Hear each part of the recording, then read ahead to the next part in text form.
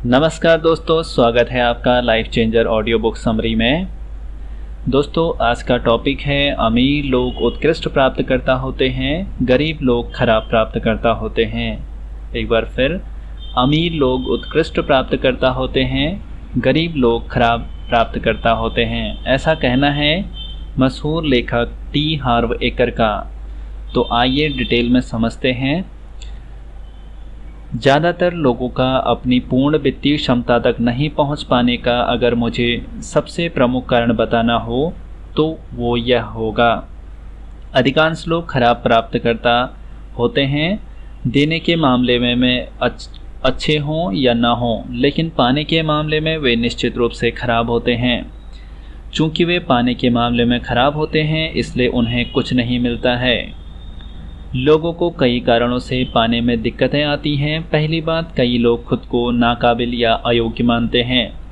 यह बीमारी हमारे पूरे समाज में फैली हुई है। मेरा अनुमान है कि 90% से भी अधिक लोग की नसों में यह भावना बह रही है कि वे पर्याप्त अच्छे नहीं हैं। आत्मसम्मान की इस कमी का कारण क्या है? जवाब वही है, हमारी कंडीशनिंग। ज़्यादातर समय हम एक हाँ और 20 ना सुनते हैं। कुछ गलत काम कर रहे हो कि 10 वाक्य और कुछ सही काम कर रहे हो का 1 वाक्य सुनते हैं, और तुम मूर्ख हो कि 5 वाक्य और तुम ज़बरदस्त हो का 1 वाक्य सुनते हैं। भले ही हमारे माता पिता हमारी तारीफ करते हों, लेकिन हम में से कई लोग महसूस करते हैं कि हम उनकी प्रशंसा और उम्मीदों पर लगातार खरे उतरने लायक नहीं हैं। तो एक बार फिर हमें महसूस होता है कि हम पर्याप्त अच्छे नहीं हैं। इसके अलावा हम में से ज़्यादातर लोग जीवन में सज़ा की बुनियाद के साथ बड़े हुए हैं। यह अलिखित नियम बताता है कि अगर आप कोई गलत काम करते हैं तो आपको सज़ा मिलेगी या मिलनी चाहिए। हम में से कुछ को माता पिता ने सज़ा दी, कुछ को टीचर्स ने सज़ा दी, और कुछ धार्मिक दायरों में तो हम में से कुछ को बड़ी सज़ा की धमकी दी गई है। स्वर्ग नहीं मिलेगा की धमकी दी गई है। जाहिर है, अब जब हम सब वयस्क हो चुके हैं तो यह खत्म हो जाना चाहिए। ठीक है? गलत। अधिकांश लोगों के लिए सज़ा की कंडीशनिंग इतनी गहरी होती है कि अगर वे कोई गलती कर देते हैं या आदर्श काम नहीं करते हैं और उन्हें सज़ा देने के लिए आसपास कोई नहीं होता, तो वे अवचेतन रूप से खुद को सज़ा देने लगते हैं। जब वे छोटे थे तो यह सज़ा इस रूप में होती थी, तुमने गलत काम किया है इसलिए तुम्हें कैंडी नहीं मिलेगी। बहरहाल आज यह सज़ा इस रूप में हो सकती है कि तुमने गलत काम किया है इसलिए तुम्हें कोई पैसा नहीं मिलेगा। इसलिए यह स्पष्ट होता है कि कुछ लोग अपनी आमदनी सीमित क्यों कर लेते हैं और अवचेतन रूप से अपनी ही सफलता में खुद बाधा क्यों डालते हैं। कोई हैरानी नहीं कि लोगों को पाने में मुश्किलें होती हैं। एक छोटी सी गलती के कारण आप आजीवन दुख और गरीबी का बोझ उठाने के लिए अभिशाप्त हो जाते हैं। आप कह सकते हैं यह तो बहुत कठोर है, लेकिन कौन कहता है कि मस्तिष्क तार्किक या दयालु होता है? एक बार फिर, प्रोग्रामिंग वाला मस्तिष्क एक फाइल फोल्डर है जिसमें अतीत की प्रोग्रामिंग, गढ़े गए अर्थ और नाटक तथा विनाश की कहानियां भरी पड़ी हैं। समझदारी के काम ऐसे दिमाग को रास नहीं आते हैं। मैं अपने सेमिनारों में एक बात सिखाता हूं जिससे आप बेहतर महसूस कर सकते हैं। देखिए, अंततः इससे कोई फर्क नहीं पड़ता कि आप खुद को काबिल महसूस करते हैं या नहीं। आप दोनों ही तरीकों से अमीर बन सकते हैं। बहुत से दौलतमंद लोग ज़्यादा काबिल महसूस नहीं करते हैं। दरअसल यह अमीर बनने के लिए एक बड़ी प्रेरणा हो सकती है। खुद को और अपनी काबिलियत को अपने या दूसरों के सामने साबित करना। खुद को काबिल समझना नेटवर्थ के लिए ज़रूरी है। यह विचार महज एक विचार है जो असली दुनिया में सही साबित होता है। जैसा हम पहले कह चुके हैं, खुद के सामने अपनी काबिलियत साबित करके आप अमीर तो बन सकते हैं, लेकिन सुखी नहीं बन सकते हैं। इसलिए बेहतर यही होगा कि आप दूसरों के कारणों से दौलत कमाएं या दूसरे कारण से दौलत कमाएं, लेकिन यहाँ आपके लिए यह जानना महत्वपूर्ण है कि नाकाबिलियत का एहसास आपको अमीर बनने से नहीं रोकेगा। सच तो यह है कि विशुद्ध आर्थिक दृष्टिकोण से यह एक प्रेरक शक्ति साबित हो सकता है। यह कहने के बाद मैं आपको एक बात बहुत साफ साफ बताना चाहता हूँ, इसे ध्यान से सुनें। यह आपके जीवन के सबसे महत्वपूर्ण पलों में से एक हो सकता है। क्या आप तैयार हैं? तो सुनिए। यह जान लें कि आप काबिल हैं या नहीं, यह एक गढ़ी गई कहानी है। एक बार फिर कहता हूँ, किसी चीज़ का कोई अर्थ नहीं होता है सिवाय उस अर्थ के जो हम उसे देते हैं। मैं आपके बारे में तो नहीं जानता, लेकिन मैंने ऐसे किसी व्यक्ति के बारे में नहीं सुना जो पैदा होते ही ठप्पे की लाइन में खड़ा हो गया हो। क्या आप कल्पना कर सकते हैं कि हर व्यक्ति के पैदा होने के बाद ईश्वर उसके माथे पर ठप्पा लगा रहा हो, काबिल नाकाबिल, काबिल काबिल नाकाबिल। ओ निश्चित रूप से नाकाबिल। माफ़ कीजिए, मुझे नहीं लगता कि ऐसा होता है। कोई भी आप पर काबिल या नाकाबिल का ठप्पा नहीं लगाता है। यह काम आप खुद करते हैं, यह तस्वीर आप खुद बनाते हैं, इसका फैसला आप खुद करते हैं। आप और सिर्फ आप ही तय करते हैं कि क्या आप काबिल बनने वाले हैं या सीधे सीधे आपका दृष्टिकोण होता है। अगर आप कहते हैं कि आप काबिल हैं तो आप हैं, अगर आप कहते हैं कि आप काबिल नहीं हैं तो आप नहीं हैं। दोनों ही तरह से आप अपनी लिखी कहानी के अनुसार जीवन जिएंगे। यह इतना महत्वपूर्ण है कि मैं इसे दोबारा कहना चाहता हूँ। आप अपनी लिखी कहानी के अनुसार जीवन जिएंगे। यह इतना ही आसान है। तो फिर लोग इतना बुरा क्यों करते हैं? वे अपनी कहानी में यह क्यों लिखते हैं कि वे काबिल नहीं हैं? यह तो इंसान के मस्तिष्क की प्रकृति है, हमारा सुरक्षात्मक हिस्सा जो हमेशा गलत चीज़ों की तलाश करता रहता है। क्या आपने कभी गौर किया है कि गिलहरी इन चीज़ों की चिंता नहीं करती है? क्या आप किसी गिलहरी के मुंह से यह सुनने की कल्पना कर सकते हैं कि मैं इस साल जाड़ों के लिए ज़्यादा गिरी इकट्ठी नहीं करूंगी क्योंकि मैं काबिल नहीं हूँ? संभव ही नहीं, क्योंकि कम बुद्धि वाले ये प्राणी खुद के साथ ऐसा कभी नहीं करेंगे। सिर्फ इस दुनिया के सबसे विकसित प्राणी यानी इंसान में ही खुद को इस तरह से सीमित करने की क्षमता होती है। मैं अक्सर एक बात कहता हूँ, अगर 100 फुट ऊंचे ओक के पेड़ में इंसान का दिमाग होता तो वह सिर्फ 10 फुट ही होता। तो मेरा सुझाव है, चूँकि अपनी काबिलियत के बजाय अपनी लिखी कहानी बदलना ज़्यादा आसान है, इसलिए अपनी काबिलियत बदलने के बारे में चिंता करने के बजाय अपनी लिखी कहानी बदल लें। यह कहीं ज़्यादा तेज और सस्ता रास्ता है। बस एक नई और ज़्यादा मददगार कहानी लिख लें और मैं इसके अनुरूप जीवन जिएं। आप कहते हैं, ओह लेकिन मैं यह नहीं कर सकता। मैं यह फैसला कैसे कर सकता हूँ कि मैं काबिल हूँ? यह फैसला तो किसी और को करना चाहिए। माफ़ कीजिए, मैं कहता हूँ यह ठीक नहीं है। यानी मेरा मतलब यह है, यह बकवास है। इससे कोई फ़र्क नहीं पड़ता कि कोई दूसरा व्यक्ति आपके बारे में इस वक्त क्या कहता है या उसने अतीत में क्या कहा था। आपको अपने यकीन किए बिना उसकी बातों का कोई प्रभाव नहीं पड़ सकता। इसलिए यह काम किसी और को नहीं, आपको ही करना होगा। बहरहाल, आपको बेहतर महसूस कराने के लिए हम यह खेल आगे बढ़ाते हैं और मैं आपके लिए करूँगा जो मैं मिलेनियर माइंड इंसेंटिव सेमिनार में हज़ारों प्रतिभागियों के लिए करता हूँ। मैं व्यक्तिगत रूप से आपका अभिषेक करूँगा। अगर 100 फुट ऊंचे ओक के पेड़ में इंसान का दिमाग होता तो वह सिर्फ 10 फुट ही ऊंचा होता। टी हार्वेकर।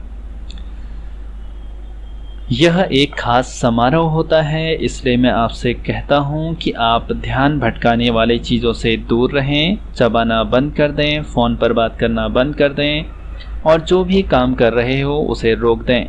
अगर आप पुरुष हैं तो सूट और टाई पहन सकते हैं, हालांकि टक्सेडो सबसे अच्छा रहेगा। अगर आप महिला हैं तो औपचारिक इवनिंग गाउन और हील आदर्श रहेंगे।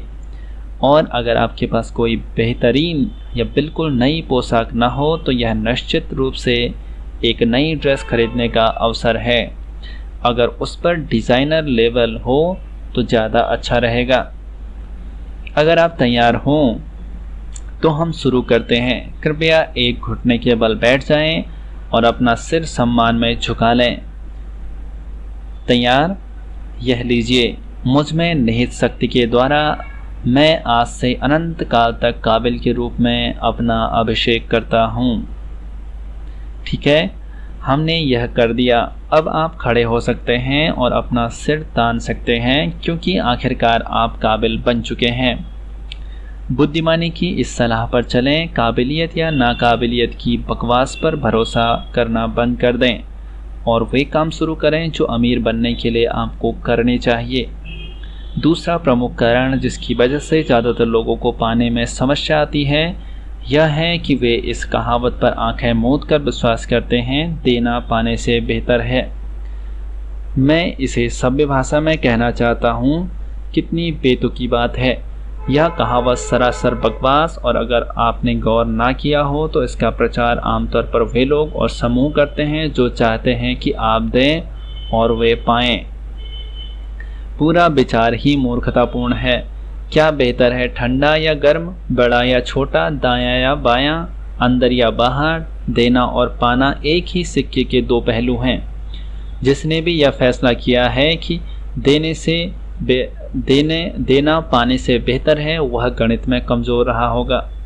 हर देने वाले के साथ एक पाने वाला भी होना चाहिए और हर पाने वाले के साथ एक देने वाला भी होना चाहिए। इस बारे में सोचें, अगर पाने के लिए कोई ना हो तो आप दे कैसे सकते हैं? दोनों को ही आदर्श संतुलन में रहना होगा, एक पर एक, आधा आधा। चूंकि देना और पाना हमेशा एक दूसरे के बराबर होना चाहिए, इसलिए उनका महत्व भी बराबर ही होना चाहिए। इसके अलावा देते समय कैसा महसूस होता है? हम में से ज़्यादातर लोग इस बात पर सहमत होंगे कि दान देने में अद्भुत संतुष्टि मिलती है। इसके विपरीत कैसा महसूस होता है जब आपको देना चाहते हैं लेकिन सामने वाला पाने का इच्छुक ना हो? हम में से ज़्यादातर लोग सहमत होंगे, तब तक बुरा लगता है। तो यह बात जान लें, अगर आप पाने के इच्छुक नहीं हैं तो आप उन लोगों को दूर भगा रहे हैं जो आपको देना चाहते हैं। आप दरअसल उन्हें उस खुशी और सुख से वंचित रख रहे हैं जो देने से मिलता है। इसके बजाय उन्हें बुरा महसूस होता है। क्यों? एक बार फिर, हर चीज़ ऊर्जा, और जब आप देना चाहते हैं लेकिन दे नहीं पाते हैं तो वह ऊर्जा अभिव्यक्त नहीं हो पाती और आप में ही फंसी रहती है। फिर वह फंसी ऊर्जा नकारात्मक भावों में बदल जाती है। स्थिति इस बात से भी बुरी बन जाती है क्योंकि पूरी तरह पाने के लिए इच्छुक नहीं होने के कारण आप ब्रह्मांड से कह रहे हैं कि वह आपको ना दें। बात सीधी सी है, अगर आप अपना हिस्सा पाने के इच्छुक नहीं हैं तो यह किसी दूसरे इच्छुक व्यक्ति के पास चला जाएगा। यह भी एक कारण है जिससे अमीर लोग ज़्यादा अमीर और गरीब लोग ज़्यादा गरीब होते जाते हैं। इसलिए नहीं क्योंकि अमीर लोग ज़्यादा काबिल हैं, बल्कि इसलिए क्योंकि वे पाने के इच्छुक हैं, जबकि ज़्यादातर गरीब लोग नहीं हैं। मैंने यह सबक बड़े स्तर पर सीखा जब मैं जंगल में अकेला कैंपिंग कर रहा था। अपने 2 दिन के डेरे के लिए मैंने सोने की जगह चुनी। मैंने तिरपाल को एक पेड़ पर बांध दिया और फिर निचले हिस्से को ज़मीन पर बांध दिया और इस तरह से अपने सिर पर 45 डिग्री की छत बनाकर मैं सो गया। ईश्वर का शुक्र है कि मैंने यह छोटा सा आशियाना तैयार कर लिया था, क्योंकि सारी रात बारिश हुई। जब मैं सुबह अपने आशियाने से बाहर निकला तो मैंने देखा कि मैं और तिरपाल के नीचे की हर चीज़ सूखी थी। बहरहाल उसी समय मैंने इस बात पर भी गौर किया कि तिरपाल के एक छोर के नीचे ढेर सारा पानी जमा हो गया था। अचानक मैंने अपने भीतर की आवाज़ को कहते सुना, प्रकृति प्रचुरता का भंडार है और भेदभाव नहीं करती है। जब बारिश होती है तो पानी कहीं न कहीं तो जाएगा। अगर एक हिस्सा सूखा है तो दूसरा हिस्सा दोगुना गीला होगा। वहाँ भरे पानी के पास खड़े होते समय मुझे एहसास हुआ कि पैसे के साथ भी बिल्कुल यही होता है। यह प्रचुर मात्रा में उपलब्ध है, ट्रिलियनों डॉलर आसपास तैर रहे हैं। पैसा निश्चित रूप से बहुतायत है और इसे कहीं न कहीं तो जाना है। सौदा यह है कि अगर कोई अपना हिस्सा पाने का इच्छुक नहीं है तो यह किसी दूसरे इच्छुक व्यक्ति के पास चला जाएगा। बारिश को परवाह नहीं होती है कि वह कहाँ जाती है, पैसे को भी नहीं होती है। मिलेनियर माइंड सेमिनार में इस बिंदु पर मैं लोगों को यह विशेष प्रार्थना सिखाता हूँ कि जो मैंने त्रिपाल के नीचे वाले अनुभव के बाद बनाई है। जाहिर है यह थोड़ी बड़बोली है, लेकिन सीख स्पष्ट है। यह इस तरह है, ब्रह्मांड अगर किसी के पास कोई बेहतरीन चीज़ आ रही हो लेकिन वह उसे लेने का इच्छुक ना हो तो वह चीज़ मेरे पास भेज दो। मैं तुम्हारे सारे वरदान पाने का इच्छुक हूँ। धन्यवाद। मैं सभी श्रोताओं से इसे अपने साथ दोहराने को कहता हूँ और वे जोश में आ जाते हैं, फिर रोमांचित हो उठते हैं, क्योंकि पाने के लिए पूरी तरह इच्छुक होना बहुत रोमांचक एहसास होता है। इसमें बहुत अच्छा महसूस होता है क्योंकि ऐसा करना बिल्कुल स्वाभाविक है। आपने इसके विपरीत चाहे जो सोचा हो वह सिर्फ मनगढ़ंत कहानी है जो आपका या किसी का भी भला नहीं कर रही है। अपनी कहानी को दूर जाने दें और पैसे को पास आने दें। अमीर लोग कड़ी मेहनत करते हैं और यकीन करते हैं कि उनकी मेहनत और दूसरों को दिए गए मूल्य के बदले में उन्हें अच्छा पुरस्कार मिलना बिल्कुल वाजिब है। गरीब लोग कड़ी मेहनत करते हैं लेकिन अपनी नाकाबिलियत की भावनाओं के कारण यकीन करते हैं कि उनकी मेहनत और उपलब्ध कराए गए मूल्य के बदले में उन्हें अच्छा पुरस्कार मिलना उचित नहीं है। उनका यह विश्वास उन्हें आदर्श पीड़ित बना देता है और जाहिर है अगर आपको अच्छा पुरस्कार मिलता है तो आप अच्छे पीड़ित बन सकते हैं। कई गरीब लोगों को यह खुशफहमी होती है कि गरीब होने के कारण वे ज़्यादा अच्छे हैं। न जाने क्यों उन्हें यह यकीन होता है कि वे ज़्यादा धार्मिक, पवित्र या अच्छे हैं। बकवास। गरीब लोग सिर्फ एक चीज़ हैं, गरीब।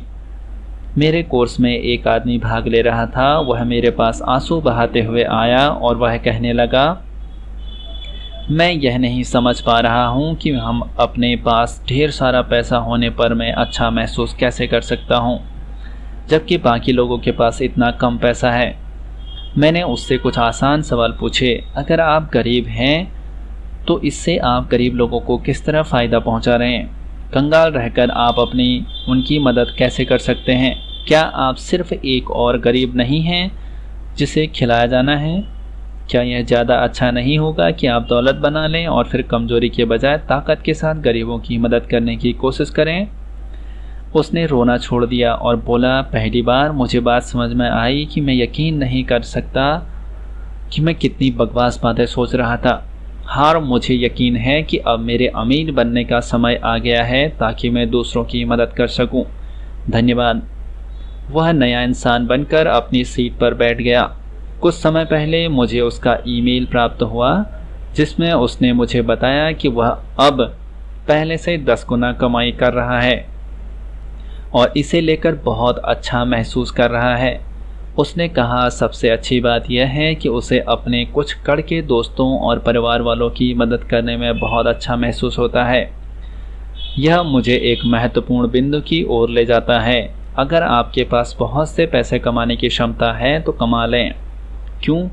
क्योंकि सच्चाई तो यह है कि वह हम बहुत सौभाग्यशाली हैं जो वर्तमान समाज में रह रहे हैं, क्योंकि इस समाज में रहने वाला हर व्यक्ति दुनिया के कई अन्य हिस्सों में रहने वाले व्यक्तियों की तुलना में बहुत अमीर हैं। कुछ लोगों को बहुत से पैसे हासिल करने का कभी मौका ही नहीं मिलता है।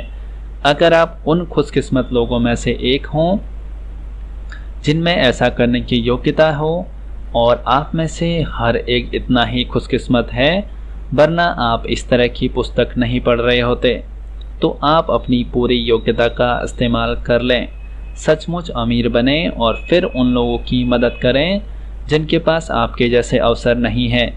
कंगाल बनने और किसी की मदद ना करने के बजाय इसमें मुझे ज़्यादा समझदारी दिखती है। जाहिर है कुछ लोग इसके बाद भी कहेंगे पैसा मुझे बदल देगा, अमीर बनने के बाद मैं लोभी बन सकता हूँ। पहली बात तो यह है कि सिर्फ गरीब लोग ही ऐसा कहते हैं। यह उनकी असफलता को छिपाने का एक और बहाना होता है। यह बहाना उनके वित्तीय बगीचे की एक अंदरूनी खरपतवार से आता है। इसे गंभीरता से ना लें। दूसरे, मैं यह बात साफ कर देना चाहता हूँ कि पैसा आपको सिर्फ वहीं ज़्यादा बनाएगा जो आप पहले से हैं। अगर आप ओछे हैं तो पैसा आपको ज़्यादा ओछा होने का मौका देगा। अगर आप दयालु हैं तो पैसा आपको ज़्यादा दयालु होने का मौका देगा। अगर आप दिल से लोभी हैं तो पैसा पाने के बाद आप ज़्यादा लोभी बन सकते हैं।